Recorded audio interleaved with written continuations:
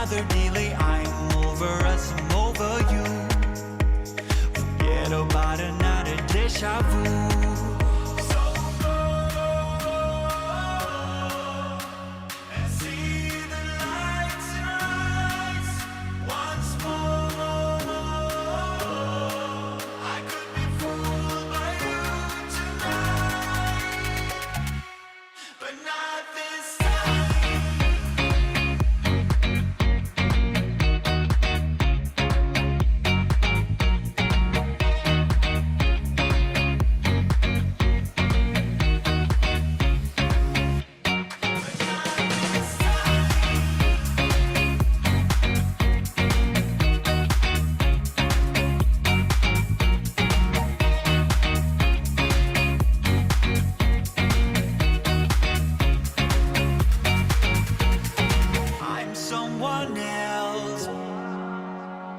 Teardrops that fell.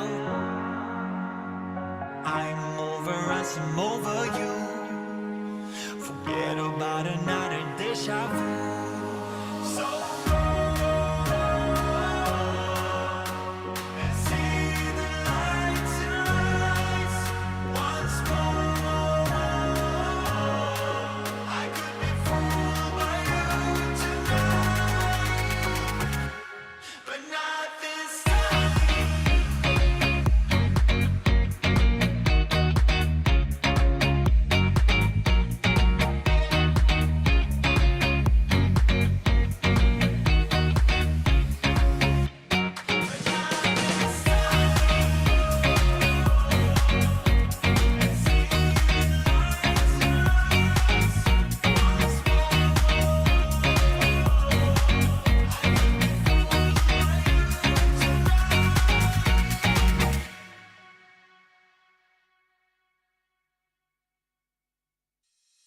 We break up and you slam the door. I messed up on the bedroom floor. What the hell do we do this for? I push you out but you come back. That attraction, we can't fight that. Oh, keep telling myself that I should let go, but I hold on. And oh, keep telling myself that I should move on, but I don't. 'Cause we got that mad love, we got that sad love, we got that fun love, we got that young love, yeah, that dumb love. 'Cause we got that mad love, we got that sad. Hello, hello, hello. How's it going? Happy Wednesday. Welcome to the Rebellious Business Show. And today I am flying solo because Caroline is on holiday, but I'm not flying that solo because I've got one of my favorite humans joining me for this episode. Yeah, Alex Franklin, welcome back. So good to see you. How are you doing? Oh, she wasn't expected to be unmuted this early. I normally waffle for about 10 minutes. She can't unmute. Now you can. We need to make you co-host. I wasn't expecting to not be allowed to unmute. I'm usually used to controlling things. It's true, right? It's true. It throws you when you're used to being in charge of the Zoom meeting. It's lovely to be here. How are you? I'm good. It's so good to see you. Yeah, you too. And I see some familiar faces. Hi, Jennifer. It's lovely to see you too. Hi, John. And lots of new faces. Yay. Oh, we've had loads of new faces since you've been here. The community has been growing. It's epic. It feels so good to be welcoming you back. I'm going to spotlight us, and guys, we're gonna have a.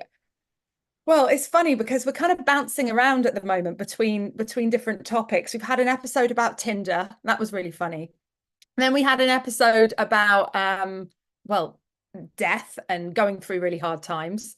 Then last week we had a really funny episode about how Mark II deals with people trolling him on the internet. That was really fun.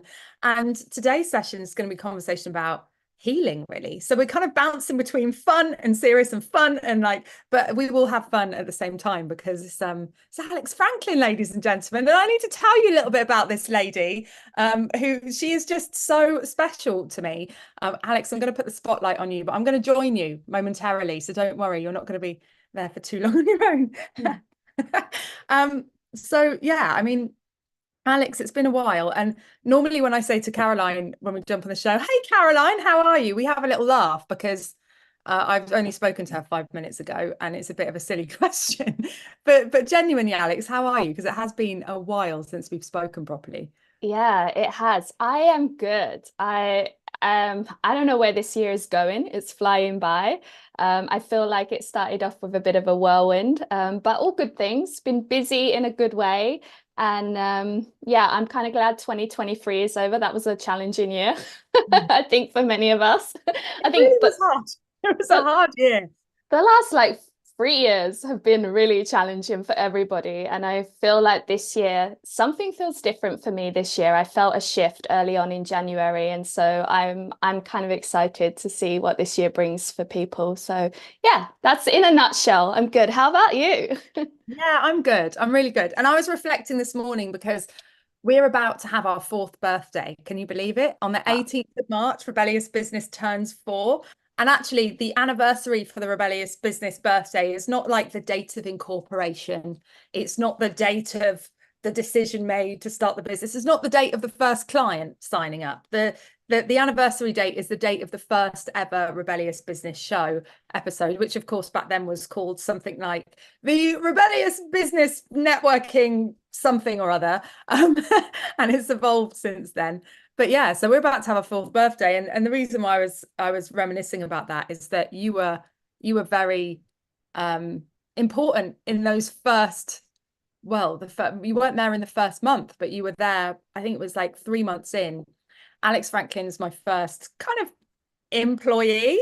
I say that word loosely because we didn't really know what we were doing. We were just like all guns blazing 100 miles an hour trying to manage all these people and manage this business, and it was actually really beautiful. It was stressful, but it was so much fun. Yeah, And we were just making it up as we went along.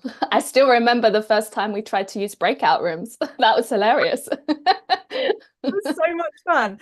Yeah, so I launched Rebellious Business Network, and then it just basically got out of hand, like in the sense that there were just so many people. It was really popular for that time. You know, I'm talking about a couple of hundred people, but I was on my own. I remember calling you, Alex, and being like, I need someone to help me. And I had 2 or 3 people that I was going to call. And I think I'd messaged them, and we had one conversation, and then I just cancelled all the other calls. I was like, yes, let's do this. And we were going to have this, we have this probation period. Do you remember, where you're going to come and join us for like a couple of months or something? We'll see how we go. And then like 2 years later, we're still working together. And it was the heydays. It was a lot of fun. I really enjoyed that time. Yeah, me too. I think we both went through a lot of growth during those years. And yeah, it's, I think, still one of the best jobs I've ever had. I always say that to people. It was the best company, and you know, working on a similar mission and vision, like aligned values, all of that makes such a difference. So yeah, they were fun times. It was awesome. I especially loved the Christmas that we spent together. That was funny. That was a lot of fun. An unplanned Christmas because of COVID.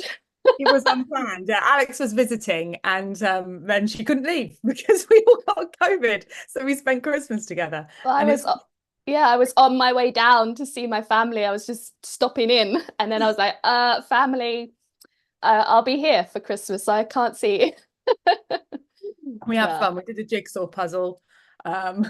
We had some fun. It was good fun. Yeah. Marnie had a vomiting bug. That was not fun. But yeah. Well, Alex, it's great to have you back. Just let's give everybody a whistle-stop tour. You obviously left Rebellious Business, was it 2 years ago now? Almost 2 years ago. Yeah. And now you're working in somatic healing. Tell us a bit about that. What are you up to? Yeah. Various things, but yes, I kind of like during the time I was with you, I was on my own like healing journey, exploring somatic and energetic work. And it really transformed my life. And then I started to bring it into the work I was already doing with clients at Rebellious Business, started to see how it was impacting them. And then before I knew it, I was kind of like getting my own clients and building my own coaching business. And so that's really become the core of what I do. I'm so passionate about this work because I have seen so many people, and myself included, that have been on this like hamster wheel of course after course, or been in this self-development or spiritual growth place for decades. And there's still something that they feel stuck. They still feel held back, or they notice repetitive patterns over and over and over again. And so when I discovered this work, it really made a difference and kind of went so much deeper than all of the other like mindset and self-development work that I'd come across before. And so yeah, I have like one-on-one clients. I'm currently building a membership that will be launching soon, which I'm really excited about. And I've been doing a group program. I don't know if I'm going to bring that back. It's on pause at the moment because I'm focusing on the membership. But yeah, lots of different projects going on, and just really loving bringing this work to people. It's awesome to hear that. And I remember like the first conversation that we had when we were talking about you coming to work at Rebellious Business. The reason why you wanted to do that was because you wanted to have a go at running a business and learn on the job so that you could launch your own coaching company. And you left 2 years later, and then there were just pictures of you on the beach, like working on the beach. And I was like, she did it. She absolutely did it. And I was so proud of you. Oh, So thank you. what in the world is somatic healing? Yeah, good question. Do you know, I still find it hard to explain at times, but essentially what somatic means is body. It's body based. So soma is the Greek word for body. And in somatic healing, in like embodiment work, energetic healing, and all of these words kind of get mixed about and interchanged. But when we focus on that, we're essentially focusing on working with the body first. So it's a complete like different world to like the mindset space where we're just focused on like, oh, we want to reframe our beliefs, or we want to, we're going to look at that story that we created when we were little and pick that apart or change that story. And all of that is wonderful work, don't get me wrong. Like, I think it is necessary. And for me, it's kind of like the foundational work that you kind of need to have a level of that to then be able to go deeper with the somatic and energetic healing work. Because if you just do one without the other, you can actually get a little bit lost in not being able to bring the mind back. But yeah, essentially it is focusing on the blockages that we have in our body, because all our past trauma, past painful experiences, challenging situations, all of those things get stuck energetically within our body, within our nervous system, if we don't fully process and release them at the time. And most of us are not doing that. Most of us have not been we haven't been taught or given space or a safe place where we've been encouraged to like fully process our emotions, especially in the UK. Like, it's very much a thing that we don't talk about so much. We're very used to suppressing how we feel, and that stuff gets stuck within the body, and it stays there, and it creates blockages. It's like the energy then, like the chi, the whatever, there's many different words for it, but we all have this life force energy that moves through us, and it cannot move freely when these blockages stay in place. And so the mindset work just doesn't even touch the surface of that. So you can do all the work up here and reframe your beliefs and everything like that. But if there's a blockage within the body, or if the nervous system is like freaking out about something that happened from the past, then it's still going to react, and it will override whatever work you've done with the mind, because the mind is kind of essentially led by the body. It's not the other way around. We like to think it's the other way around because we like to think we're in control, but actually we have like innate wisdom and intelligence in our body. You know, like if you just think about the way that if you cut yourself, like it's not your mind that fixes your finger, that tells your finger, yeah, your cut to heal, you know. That's an innate wisdom, intelligence in the body that takes over and does that for you. And so essentially we're working with that innate wisdom of the body, which I find like amazing and miraculous. And yeah, I just love this work. I can tell you are glowing about it, and it is super interesting. I mean, I guys, let me know if you experience this as well. I experience this a lot, where it's like I'll get triggered by something. Mentally, I'm okay, but it's like a physiological response. Yes. So is that what you're talking about? You know, it's like the feeling of anxiety has come, even though I'm level-headed. And then it's almost like my body then tells my brain to be stressed. And now but I kind of feel that happening, right?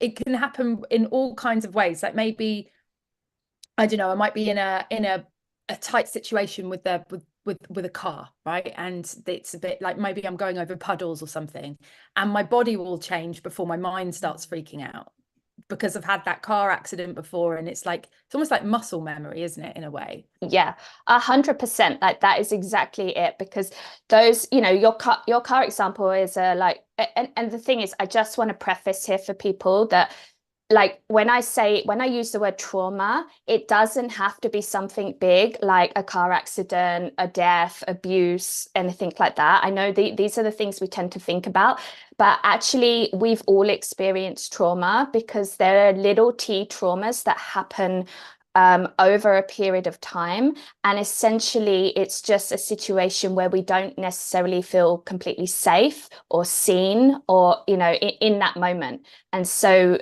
we have many examples of that when we're growing up as children, because even if you've come from the most amazing family and the most loving parents that are doing the best job that they can, there is no person I've met yet who has had parents that have been able to be there like 100% of the time, that have always been immaculately attuned to your needs, that have always been able to give you space to let you process your emotions. You know, like you only have to use the example of like being in a supermarket and the whole like embarrassment thing. If the kid's having a tantrum, then often the mums, I mean, I'm not a parent myself, but I've seen it, and I can only imagine like the mums are often like, shh, you know, be quiet, like you're in public, like don't behave like this. And there's, you know, yeah, I mean, I remember having a membership at like this posh like country club with the kids, and just even walking down the corridors, like I'm like, like just like we're in a really posh country club, like stop running. It's really stressful. So I see these things lining up sometimes. Like I can see that anxiety comes from potentially my dad, for instance, who would be very kind of uptight and stressed about, you know, upsetting people and whatever, and also the expectations of how it looks, right? So, you know, if you've got children that are out of control, well, you can't be a very good parent, can you? You must be rubbish at what you're doing. And so that in and of itself, there's a number of reasons why that might be there. It might be because of trauma, but it could just be society's expectations. Yeah, well, The the thing is that, you know, like if you grow up in a household with a parent, a caregiver who is highly stressed or highly anxious, you are attuning to their nervous system as you develop. So it's like childhood developmental trauma is really what I'm talking about. And we all have that to some degree, because, you know, like as a child, the natural instinct is to, and if you have kids or nieces or nephews, I'm an auntie, so I see this a lot with my niece and nephew. When they're little, they are constantly looking back and checking for safety. So they'll go, you know, they're like slowly finding their way in the world. They might, you know, when they're starting to learn to walk or something like that, but then they'll be looking back at mum or dad or whoever's there, and they'll be like, am I okay? Is this safe? Am I good? Are they still watching me? Are they still present? And it's our human need and nature to check for safety. And if, for example, you grew up in a house with lots of other siblings, or an anxious parent, or some, you know, all the things that parents are dealing with, you know, they're trying to work and cook and clean, and they've got their own relationship dynamics going on. And if you look back and the feedback you're getting is like from an anxious parent who's like, oh my God, or like over worrying, or they're not even present. Maybe they're busy chatting to their friend and they're completely ignoring you, or they're juggling all the tasks and they're just not attuned to what you're doing. All of those little moments, they build up, and they create things in our nervous system. They create their experiences where we don't feel safe, we don't feel seen, we don't feel heard. And that creates a level of trauma and energetic blockages and things that we carry throughout the rest of our lives. And often people are just repeating these patterns in their relationships, in their careers, in their workplace, with their friends. They're creating and repeating the same patterns, where it's like, it's almost like, well, not almost, I mean, I believe that it is an opportunity that we're being given to kind of heal what got developed when we were younger. But if we don't see it, we just end up stuck in these repetitive patterns over and over and over again. And yeah, that's where this work is really powerful, at kind of unraveling all of that and bringing safety back to the nervous system and releasing all of that trapped emotions, whether it was fear, whether it was anxiety, whatever it was. It's yeah, it allows you to process and move through it, and then you're free again, like you're literally liberated from that, which is incredible. Well, yeah, I mean, let's talk about that. So liberated from what, in the sense that, like, let's imagine, so we've all got these traumas, right? And we know that business is the biggest personal development journey you'll ever go on, because you're coming up against things that make you notice these blockages probably more than you ever normally would, in a way. So what difference could it make to someone, in the sense that, you know, let's take an average person that's got an average amount of trauma from a very kind of normal upbringing, and of, you know, not too much trouble at school, wasn't completely rebellious, and didn't end up, you know, in dire situations. For that person, what's holding, what kind of impact could that be having on them trying to run a business, let's say? Yeah, perfect. I love that question. And I can use myself as an example, because I feel like I kind of fit into that category. Like, I never knew that I had trauma. I didn't consider myself as someone that, you know, I used to hear that word and be like, oh, that doesn't apply to me, until I found out more about it and understood more about it.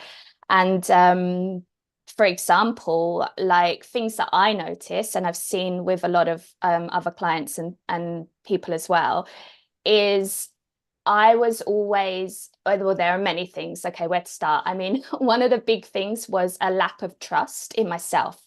So when you're not validated as a child, when what you're experiencing is not validated, you basically learn to ignore your intuition, to ignore what you are experiencing, and you learn to give your power away to other people. And this is everywhere in our society. Like from a very young age, we're encouraged to look to the experts. You know, we go to school, there's a teacher at the front of the room, they're the expert, we must listen to them, we must do what they say. Then we go into the workplace, then even in like the entrepreneurial world, there are these experts and mentors that are, you know, the people that we listen to, and we're encouraged constantly to give our power away, so that we doubt our own intuition and our own needs. And so I used to have a real problem. Do you think it's so we do that? Because that's quite a bold statement, isn't it? We're encouraged so that we doubt our own needs. Oh, well, I mean, I didn't necessarily mean it like that, but yeah, I see how that could be taken. I mean that the impact of that is that we doubt our own needs. I mean, maybe there is. Just checking we weren't going down conspiracy lane. I do love a conspiracy, but I'm also very open-minded, and I'm, well, maybe, you know, who knows. All right, cool. But yeah, the impact of it is that we learn that we don't learn to trust ourselves. And I certainly had that experience where I used to doubt, a lot of self-doubt in my business, really indecisive. It was so difficult to make choices. I've been on an entrepreneurial journey since like 2013. I was a yoga teacher and then had an affiliate business. And through all of those stages, there was a common pattern of like, oh, I need a mentor, or I need somebody to tell me what to do, or, like seeking the answers outside of myself. So that's one big thing that kind of shows up in the business space. Another one will be behaviors such as like procrastination, perfectionism. All of these things are an impact of trauma, because our nervous system is responding to whatever it is that we're saying we want to do, whatever it is that we are wanting to create and bring into our life.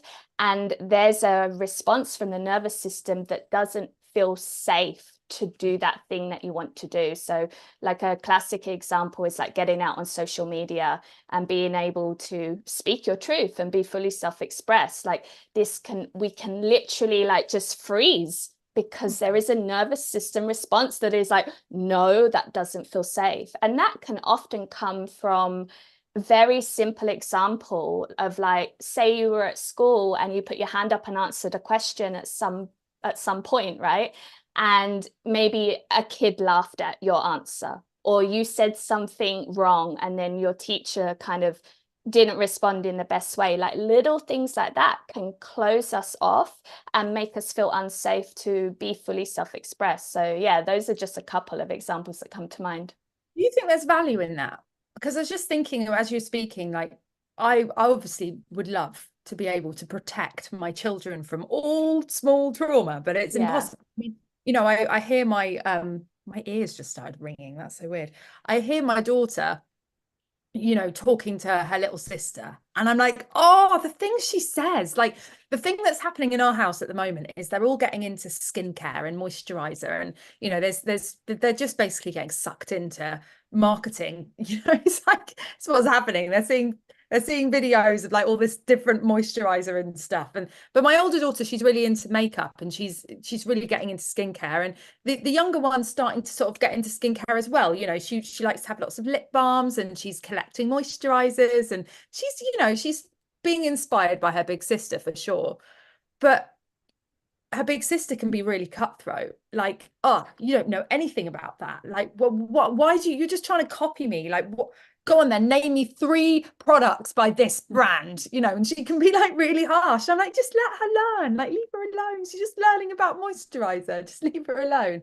And you just can't, you absolutely can't protect them from all of that, and then there's the things that people say at school, even things that are really horrible, to like the color of her skin, or all the way down to like what she's wearing or how she pronounced something. I mean, I remember mispronouncing Levi's once because I saw it on an advert and I thought it was called Levi's, and then just getting laughed at. And you just can't protect you can't protect your children, and you can't protect yourself from these things. So I guess like to reframe it in a way, like, is there value in that? Because I'm one of these people that have been through some significant trauma in my life. And again, like you, Alex, I actually didn't recognize that until Curls moved in with me. She was like, yeah, this is like really traumatic what you've been through. And I'm like, yeah, but it's not trauma, because like, I've never been molested. Like I've never been like nearly murdered or something. Like, it's not that bad. And I was like, oh no, actually, this is actually really bad. Yeah. So, but then I kind of see that there is characters forged by fire, right? There is value in these things. Do you think that if we didn't have any of these traumas and we didn't have anything to heal, like, do you think that we would be as powerful as we are? Like, as, I don't know, like as technicolor as we are? Yeah, I love that question. So many things came up when you were speaking there. I'm going to try to remember all of what I wanted to say. I went around all the houses. No, it's okay. But okay, first of all, to like directly answer the question, I personally feel like, I mean, it depends how spiritual you are. Like I'm very spiritual. I believe that we choose we choose what we are coming here to experience. I believe that we are souls having a human experience, and we want to learn specific things in this lifetime. And some of that is karma, some of that is from like we're wanting to heal past lineage stuff. Like some of it's not even to do with us, it's to do with generations that have gone before. Like a lot of these repetitive patterns, you can see it's like in every generation of your family. And so from my perspective, with that belief, it is a choice, because we're wanting to come and learn about these things, and we're wanting to heal and grow and evolve. And I think this is just how humanity evolves. You think about how we've come from like cavemen to like where we are now, and we're having conversations through this thing called the internet, and we're talking about trauma that they didn't even know that any of that existed, and so, well, it didn't exist, the internet. And so I do think it's kind of like a part of evolution, and that is how humanity learns and grows. And yes, to some degree we become resilient when we've healed those things. And that's, I think, the key there, because the power is in having been through those darker times, like, especially if we're talking about bigger traumatic experiences, and then coming out the other side and having tools and practices and knowing how to regulate your nervous system, knowing how to come back to center, knowing how to energetically release those things that are trapped within your body. And when we are able to do that, there is power in that for sure, because you can then you can go into a situation that would, like, I had this example actually just a few weeks ago where I actually had it really shook my nervous system. Somebody was quite aggressive towards me. They were just having their own drama and took it out, I was just in the way, took it out on me. And I felt very dysregulated afterwards, and it really brought up some like things from my childhood and made me feel very unsafe, because having somebody be so aggressive and shout at me was like, whoa, like, I felt very unsafe. And in the past, I probably would have struggled to like release that and come back to like ground and center. Like it would have taken me a while. It could have been hours or even days, and because of the practices I have, I was able to find safety and ground and stability and come back to peace and calm within a really short period of time. And so, yes, there is power in it when we come out the other side. Yeah.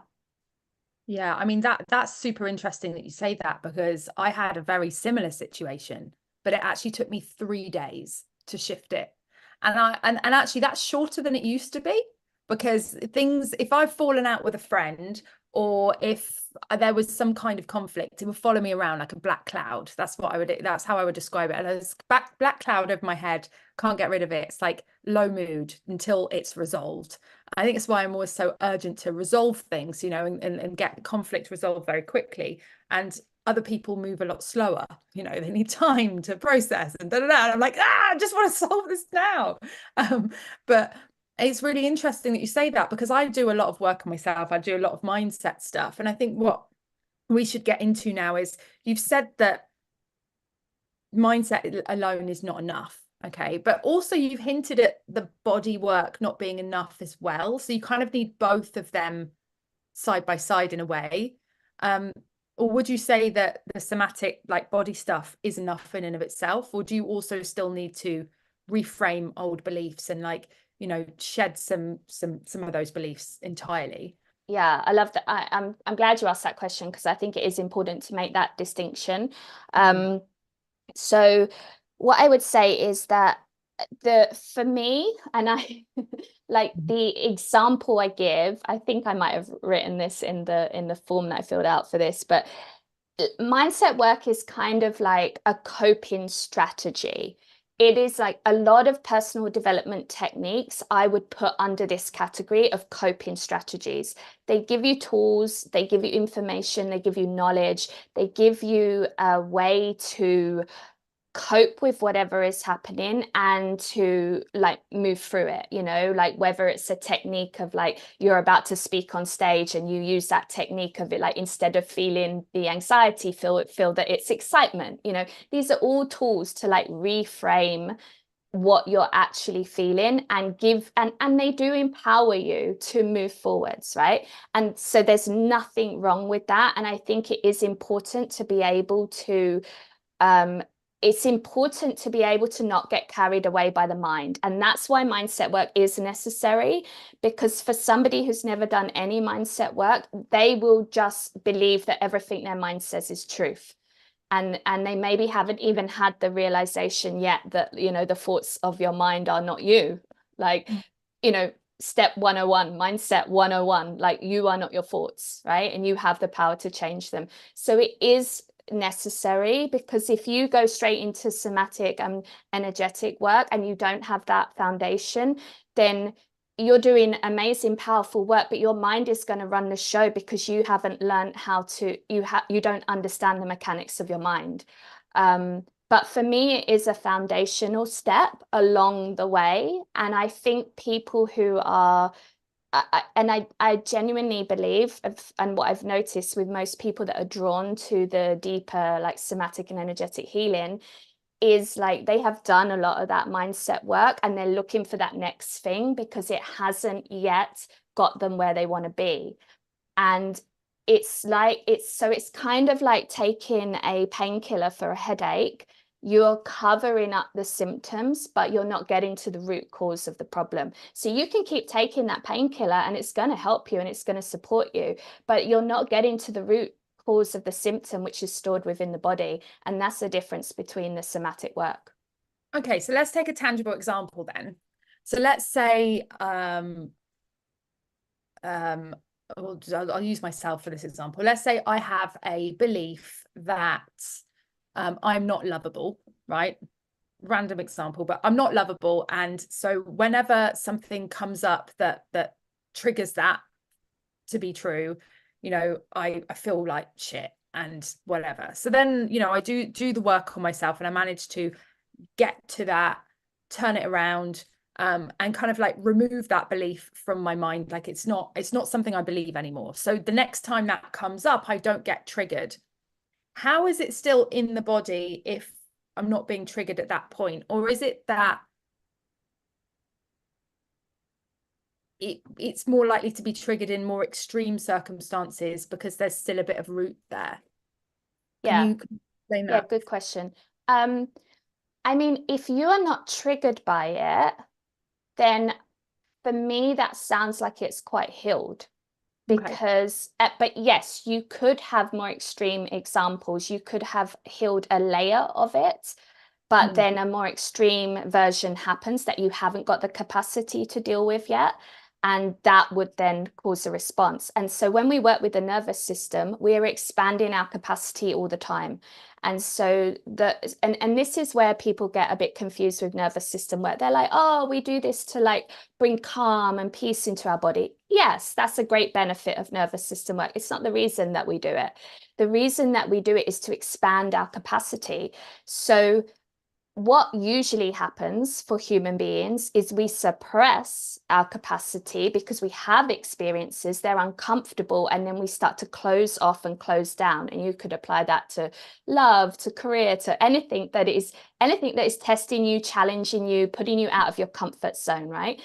And if it doesn't go the way you want, if you don't get the reaction you want, if you don't get seen, heard, feel safe, you don't get the connection, the love, you start to close down. And I love this analogy of like the keys on a piano, right? You have this full range. One end is like really high pitched. I don't know which is which because I don't play a piano, but one end is really high pitched. Whatever. Those on the podcast won't know what you're talking about anyway. Sorry. Yeah, I'm just waving my hands around in the air, pretending I'm playing a keyboard that's really too high. But one end is like really high pitched, right? And one end is really dark and yeah, you know, like deep and what we do as humans is we start to close and make it smaller because this is where we feel safe. I don't want to feel all that dark, uncomfortable, messy stuff. So I'm going to go like that and squeeze myself and make myself feel safe. And then what we're also doing is closing off on all the joy and the pleasure and the expansion and the miracles and the magic of that's available to life. So it doesn't just work one way, it works both ways. And what we do when we work with the nervous system is we start to open up again, and slowly and safely we start to allow both. So we do go into some really dark, uncomfortable places, but only in order to allow more of the pleasure and the joy and the expansion in. And, you know, for business, for example, like, you know, this is so key, because all of the things that you want, the goals of your business, the big visions that you have for the amount of people you're going to impact, and your purpose and the money you want to make and the life you want to live, all of that is outside of your comfort zone. And so, you know, when we expand our nervous system, it means that we have the capacity to hold more of everything. So yeah, does that make sense? It does make sense. I think I need a bit more of an explanation on the nervous system. So I understand like going back to that triggered example of like, okay, I'm not triggered by things anymore. But then that coupled with the example of someone being shouted at. So that's a kind of maybe a more conflictual. I feel like that should be a word if it's not.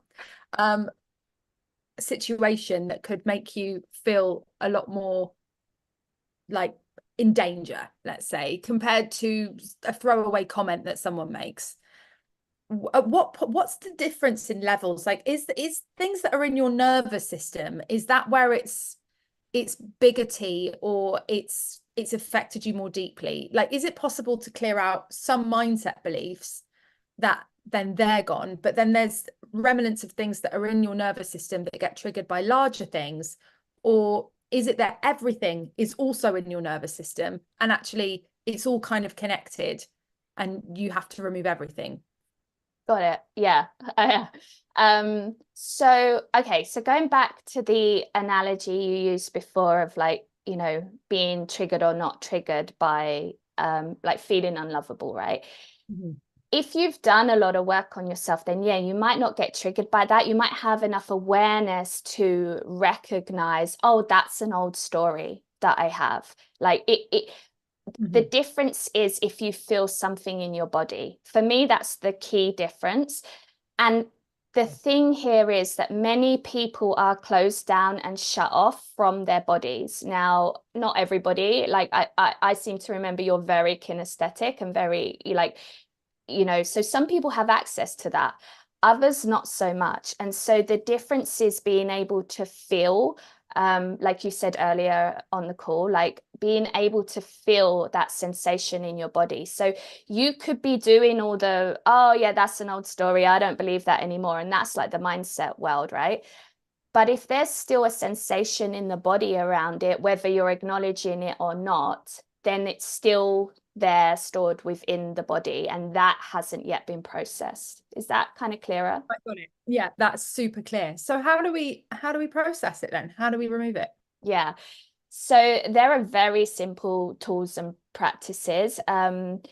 The first thing is really training our awareness to unhook from the mental landscape, which is where we live like 99.9, if not 100% of the time for most people, unless you do like a lot of meditation or other things, and maybe you spend 10 minutes a day not in that place, right? And so it's a simple practice, first and foremost, of unhooking from the mind and bringing our awareness back into the body. And we can all do this. We just haven't had the training or the education around it. And when you start to practice this and get familiar with it, you can actually feel like, I mean, like some of the examples you gave, right? You can already notice like anxiety. You know what that feels like in your body. Everybody knows that, right? It's like, you know, your stomach feels upset, there's swirling or whatever. You know, we all have our different ways of explaining it. But there are subtle things going on or even things that we just have not allowed ourselves to feel. And we all have different ways of coping. And when we're under the age of 7, we develop coping strategies. And there is like a couple of theories around the actual, there's kind of like 5 to 7 different ways that people will respond depending on the situation. So like, for example, some people are going to get like really big and loud, and they become the angry people in the room, right? Because their coping strategy is to protect and defend. That's how they feel safe. Others, for example, and this is like a whistle stop tour because it would be a whole show on its own just to talk about these in more detail. But another example is like somebody who completely avoids conflict and will just shut down or leave the room or that kind of thing. And these are coping patterns that we develop, right? So when we start to do this work, one of the things is awareness, bringing it back to the body, but also becoming aware of those coping patterns, because they are part of our autonomic nervous system. And it is not just a mind-based thing. It is an actual physical response of like, I do not feel safe. Like, this person is shouting at me. I do not feel safe right now. Boom, you are in an autonomic nervous system response. It doesn't matter how much mindset work you've done, how many times you've told the story, reframed it, your body will override every single time because it's survival, right? Yeah, leave the room and avoid. Me too. I used to be like that. I more recently started shouting back. But it depends. It depends. It depends on the person. I can't imagine you shouting at anybody. But boundaries, right? There's a Change. boundaries. So hang on. Did I answer the question? No. So how do we do this work? So Yes. Awareness, first piece.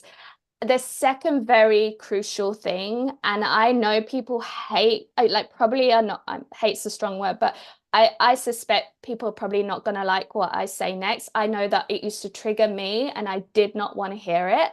And it felt like some tacky like marketing ploy. And I promise you it's not. And I wish it was another way. But the second thing is that we actually need others. We can't do this work alone. And so many of us are on this like trauma island or like self-development island where we're trying to do a lot of work by ourselves. Now, you guys are already one step ahead because you're in this incredible community. So you've got support, which is amazing. But what we want is we actually need to go back to that situation when we were little, like I spoke about earlier, where we turn as a child to look for safety, and we need that reflection from somebody else. So a big part of the work is actually attuning and regulating your nervous system with somebody else. And so there are like one-to-one practices that we do, group practices that we do, and the energy work then is like magnified when you're sat together and you get co-regulation from other people's nervous systems, and so you can feel safe. And then your body, because it is feeling safe, it starts to be able to release and heal what has been stuck and stored in there for, many times decades. And that isn't possible when we're on our own, because your mind is never going to let you go to those places that feel unsafe. Like, it just will not. It will take you out every single time and take you into your coping patterns. That's what they're there for, So like, we don't want to make them like the enemy. Like, your coping patterns are there for a reason. They served you really, really well up until a point. You just don't need them anymore. And so you need to sit with others in this kind of like awareness and allow the body's wisdom to take over and release. Yeah. You reminded me of this one kind of solo personal development sort of thing that I did, where I was essentially just going through the journaling process, but was feeling and releasing old pain. And I did get to a thing where, and it was to do with abandonment, and also trigger warning, suicide attempt when I was about 12.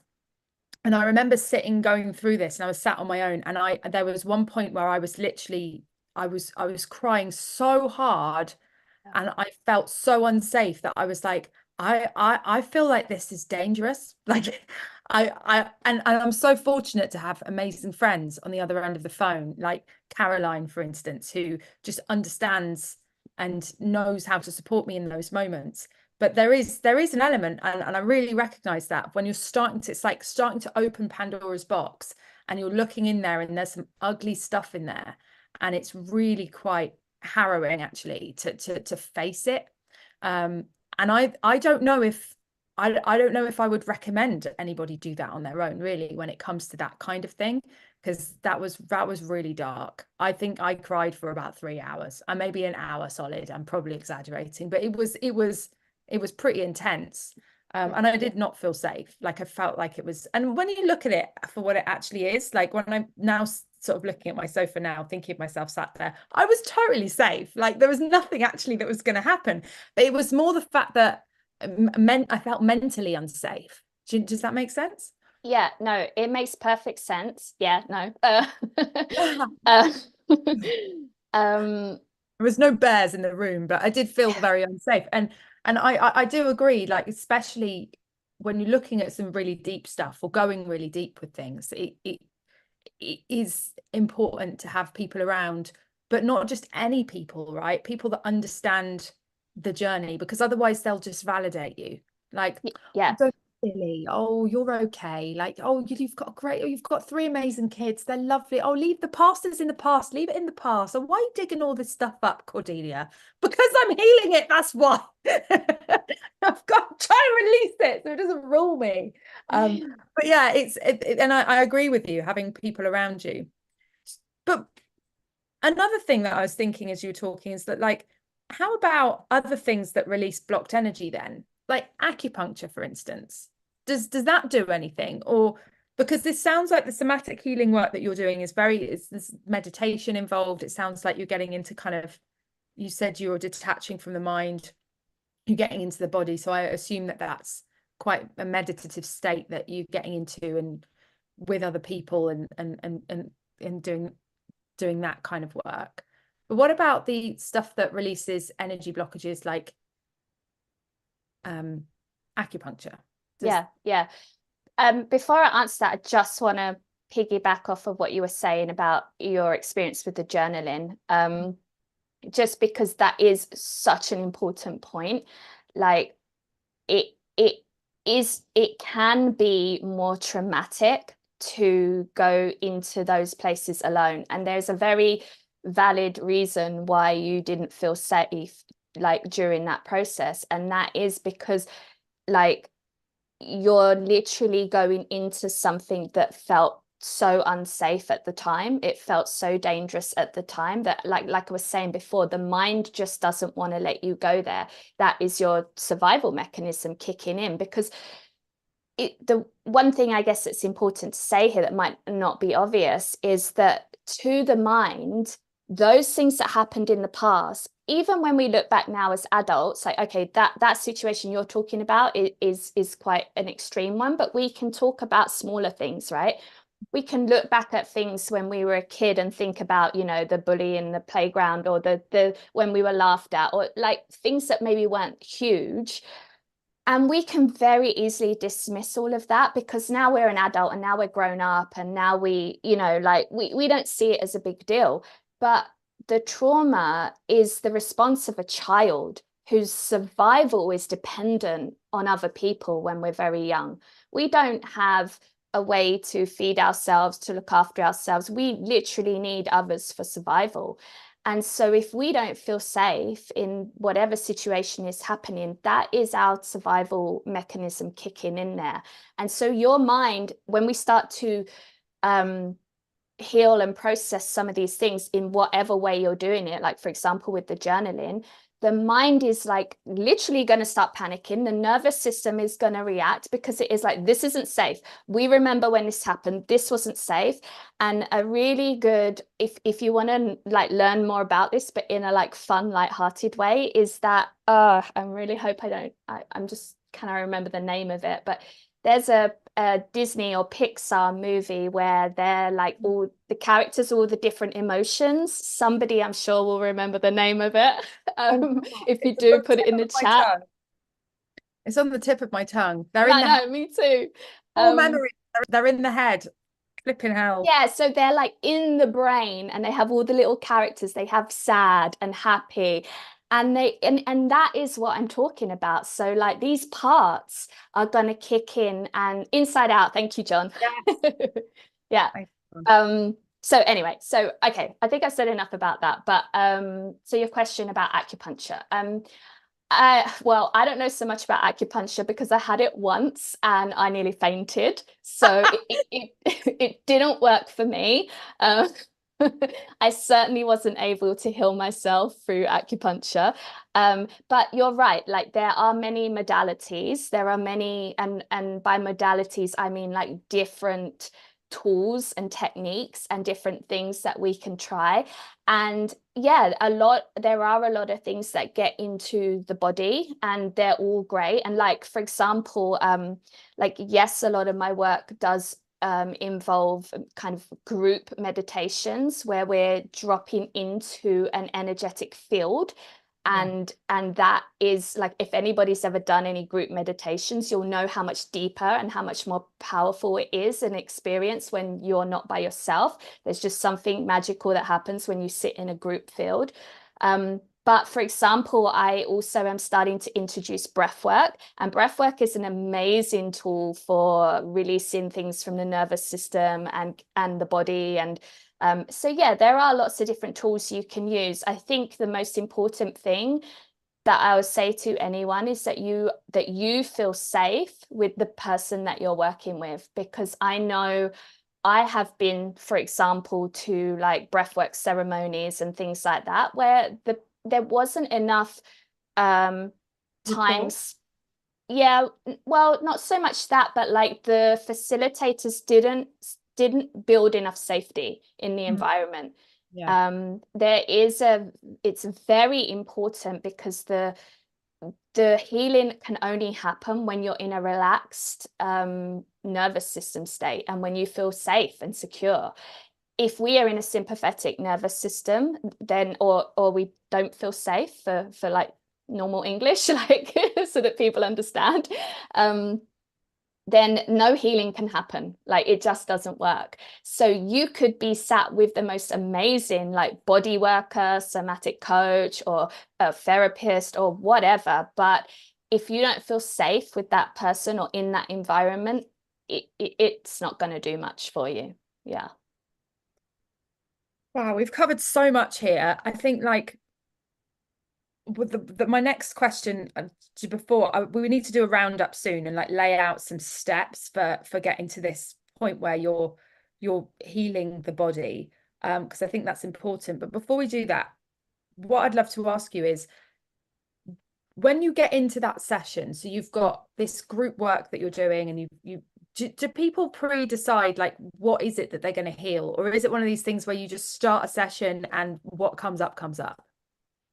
Yeah, I think like there's often the wants of the mind, you know, to like human nature. We're like, oh, I want to heal that thing from like way back when I was 3 years old, and I want to go straight there. And I'm afraid it doesn't work like that. You can bring intention, of course, but really the way that it works is the body has its own timing, the body has its own intelligence, and a lot of the practice is us getting comfortable with allowing that, because our mind wants to take over and control everything.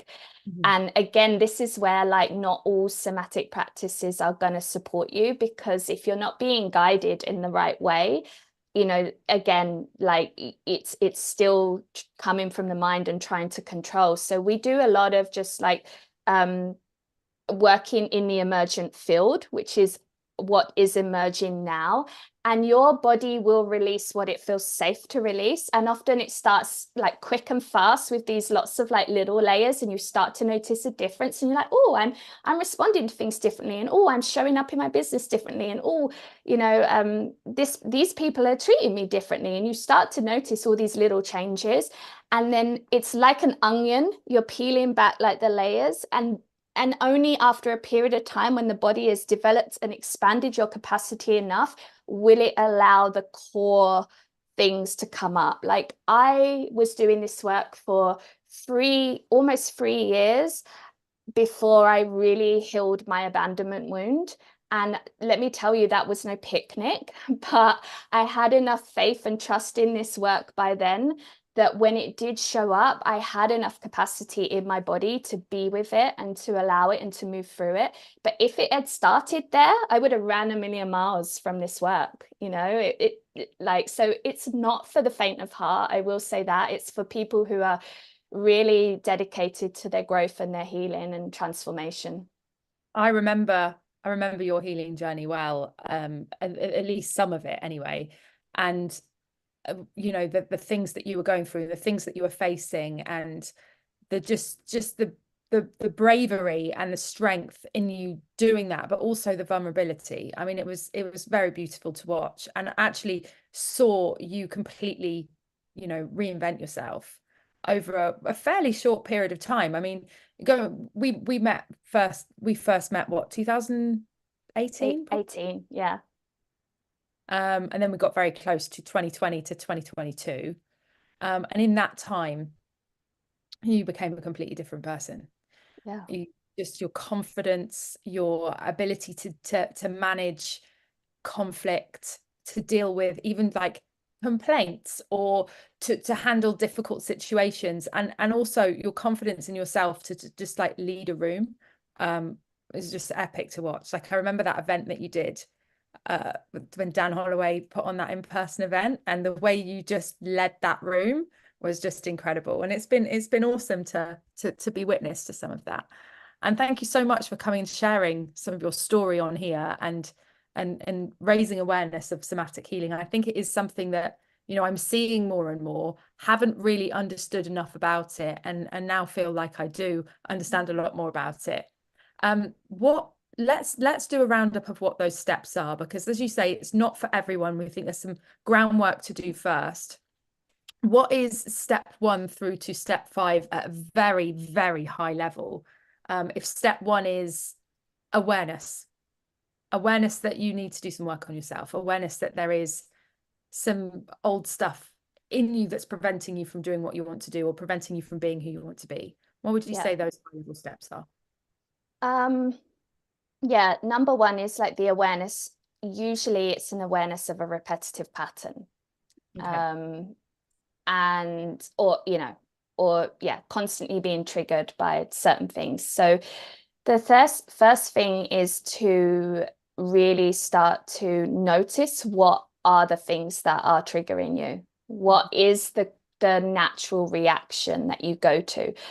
You know, like an obvious example in business, you know, you've got some task you want to complete, and instead you're procrastinating watching TV, for example, right? Start to notice these repetitive behaviors. Yeah, I put my hand up too, John. Like I did that also. Maybe not TV, but like I would procrastinate for sure. So we have ways of numbing, coping, of dealing with uncomfortable sensations, and we're often not even aware of the uncomfortable sensation because it's literally like we just want to avoid, we don't want to feel it. So the first thing is noticing the pattern of behavior. Beyond that, then we want to bring awareness into the body. So meditation will help with that. Anything that is body-based will help with that. Like I think I found this work a lot easier because I had been and still do practice yoga regularly. You know, I had been practicing yoga for ages. Like now yoga isn't a scratch on this work, but it brought me into my body because it is a practice of feeling your body and being in your body. So anything like that, qigong is really helpful, things that are going to get you out of the head and in the body. I don't know if there are 5 steps, because the next step for me is like, if you're really serious about making change and transformation, then you do need support. You need community. You need people who are specialized in this work, because, you know, like we've discussed, it isn't something we can do on our own. So so I would seek out people that you feel good with, and, you know, get community around you. And then it really is just a case of allowing. And it's like, it sounds so simple to the mind, because until you've experienced it, we can't possibly understand. But it really is just a practice of allowing, of really trusting. And that I say practice on purpose, because most of us have been trained to be so focused on the mind that we don't give our bodies the appreciation that they actually deserve. And so we don't allow them to do what they want to do. We're always overriding our body. We will work until we're exhausted. We ignore the signs that we're tired. We ignore the signs that we're stressed. We override. So one of the best things you can do is start to listen to your body. What is it telling you, and what does it need? And then it's allowing that process to unfold. Yeah, but I do have a workshop coming up in next month, which is just a free workshop where I will be doing an actual exercise and taking people through a practice, because I've got more time than we do here. So I would love to invite you guys to join that, and yeah, I can share the link if that's okay. Absolutely, go for it. Yeah. And if you feel like Alex could be someone that you would feel safe, I mean, it'd be impossible to not feel safe with Alex Franklin. I mean, you are the person that I would trust with most things in life. But yeah, I mean, that'd be a really good way to get a taste of what this is all about, and how it works. I'm just popping that link over onto the Facebook live stream. And we will put it in the comments with the podcast as well. If you can't see it on the Facebook live stream, click onto it so that you get to the live stream on the business page. If you're on Instagram, I think we've got one person watching. Instagram is only showing the middle of the screen, so no one can see us on Instagram, which is really annoying. But yeah, actually, Jennifer, could you just pop it in the restream chat, and it should just send it everywhere. Well, hi, Instagram. I didn't know we were on there. We're on Instagram, we're on YouTube, we're on LinkedIn, we're on Facebook. We everywhere. Wow. We're all of the places. But yeah, guys, let us know what has been your biggest takeaway, or what is your action step? What has this triggered you to look and triggered? What a good pun. What has this triggered you to sort of look into, or start thinking about, or do more of? What's the one thing that you're going to take from this session with Alex? And just drop it in the chat for us wherever you are watching this, because it'd be really awesome for Alex to hear, because these things help us continue shaping the work that we are doing. So please do that. That would be really helpful. And also to set a commitment, to sort of like set an accountable commitment to yourself to take something away from this, because we all do it. We watch things and we go, that was great, that was nice, but what's the actionable thing that you're going to commit to do from this as well? Alex, have you got anything else you would like to share before we wrap? I did just think I could share my free meditation that would actually give maybe that's an actionable step people want to take. That's a really good idea, actually. Yeah, because I feel like it's so, I can talk and talk and talk about this work, and I think, like you said, this is what we often do, but really the experience, it is about having the experience. So I'll just drop that in the chat now. I'm sorry, I have not made my links pretty. That's on the to-do list. Very long, very spammy looking. I know they're not. As we said, we trust Alex Franklin, so click them and they will be safe. They're not pretty links. Copy that link over into Restream as well, my love. But yeah, that's my free meditation, the bottom one. There's actually a bunch in there. There's an inner child healing one, but the first one, which is the like energetic healing, it will kind of give you a taste of this work. You can try it out for yourself. And yeah, I think, my final words would just be, if this speaks to you, like, I know that for me it was really life-changing work. It, like I said, it isn't for everybody, but if you're somebody who's kind of really looking for like that next level transformation, if you've been feeling stuck for a while, frustrated, looping in patterns, then it's a good place to go. Yeah, might change some things for you. I think it will. And yeah, just really starting to honor and acknowledge the wisdom of the body, because we give and I guess this is my message that I'm most passionate about at the moment, is like how we give our power away so easily, how, we have been kind of trained in a way to do that. And the beautiful thing with this work is it brings the power back to you. It's your body, it's your wisdom. It connects you to your intuition, to like reclaim your power. And it's like you become your own best coach, your own best mentor, your own best healer, because you start to discover yourself at such a deeper level, that then you can make aligned decisions and actions from a place that's right for you. And, while we all need support and we all want mentors and coaches in our lives, they give us value, but ultimately you're your best guru. And that's what I love sharing with people, is like actually to reclaim your power and bring it back to you instead of having to outsource it all the time. Yeah, I love that. And honestly, it's such a good place to be. I mean, I'm still on a journey. I wouldn't say I've arrived. I'm not convinced we ever completely arrive. But I've definitely chipped away at a lot of stuff. And just for the anxiety not to be there in circumstances, for, to feel more confident, to feel like you've kind of got your own back, and to trust yourself in comparison to how it feels when you don't, is just a completely whole other level. And yeah, I think I'm probably the type of person that's ready for this next level of work after having done so much on the mindset. This sounds like a really next logical step for me. And I'm going to definitely look into it. Alex, thank you so much for your time. We've got some awesome comments that have come in. Someone saying that they're now going to listen to what their body is telling them more. My body often lets me know something is off when I tend to ignore. Now I'm going to listen, take notice, and act on the feelings, which is really, really awesome to hear. Hearing about it has been great. I'm going to join the workshop as my next step. Someone else saying that they're going to go and watch the replay of this from start to finish. We will edit this and put it on the podcast as well, so take sort of like the fluff out with the music and stuff at the beginning and just get straight to the point. That should be out very soon as well. We need to get into a bit of a system and a process with releasing and letting everyone know that we release these. But don't forget, the podcast is there.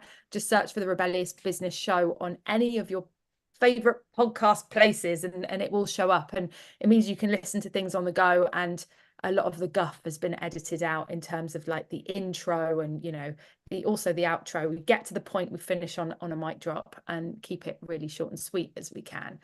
So feel free to go catch it there when it's published. Just keep a lookout for it. Alex, it's been an honor having you back. I'm so proud of you. You're doing amazing things. You're making a real difference. And yeah, thank you for coming and sharing some of that with us today. Guys, go follow Alex Franklin. There's not many of them around. If you just search her, Google her, Facebook search her, YouTube search her, Instagram search her, she will come. There are lots of us. I am Alex Franklin. I am Alex Franklin. Yeah. Well, yeah. Is there a lot of you? I feel like it's quite a unique name. No, it's really common. So many Alexes and so many Franklins, and I couldn't even get my own. There's only one. There's I only know. one and only Alex Franklin. Your name is unique. But thank you so much. It's been such an honor to be back here, and yeah, I always love being here. So it's good to see you all. And it would be so good to see you in person soon. Let's make that happen. Where are you right now? I'm in the Midlands, so not far away. We haven't seen each other. Can we like set a date to hang out? Yes, let's do that. Let's please do that. And the kids are so dying to see you as well. You do get brought up in conversation fairly often, to be fair. You made an impact on those kids. Send them my love. I'd love to see them soon. They've grown a lot. Well, ladies and gentlemen, you have now officially met the one and only, in my mind, Alex Franklin. I hope you found this session helpful. Please do go follow and support Alex on this amazing journey. And yeah, check out the somatic healing stuff that she's doing, because it sounds freaking powerful. We'll be back here next week. We have our 4th birthday coming up. There's going to be some really fun things happening to celebrate that, and we would absolutely love for you guys to celebrate with us. So more to be shared about that soon. Also, we've finally got a regular date in the diary for the networking events. They are the 2nd Thursday of every month. You need to sign up for each and every one of them to get the Zoom link for each and every one of them, but at least we finally have a regular date. So second Thursday of every month, if you want to put it in the diary. Otherwise, keep a lookout, because I'll be getting the promotion of the next one out very, very soon. And yeah, have an amazing, amazing rest of your Wednesday. And Alex, thank you very much again. I'll see you very soon in person, hopefully, with the kids. Thank you. Bye.